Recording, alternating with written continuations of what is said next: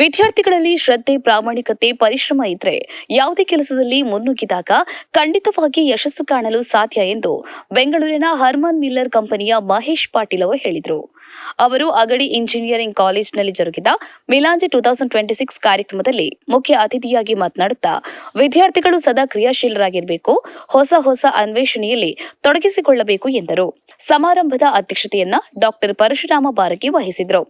Doctor Subhash Meti, professor Vikram Shirol, doctor RM Patil, doctor Girish Yattinahalli, professor Eranna Magarappi, professor Pratima Mahapurusha, professor Girish Halli ಹಾಗೂ ಎಲ್ಲಾ ವಿಭಾಗಗಳ ಮುಖ್ಯಸ್ಥರು ಮತ್ತು ಸಿಬ್ಬಂದಿ ವರ್ಗದವರು, ವಿದ್ಯಾರ್ಥಿಗಳು ಈ ಕಾರ್ಯಕ್ರಮದಲ್ಲಿ ಉಪಸ್ಥಿತರಿದ್ದರು.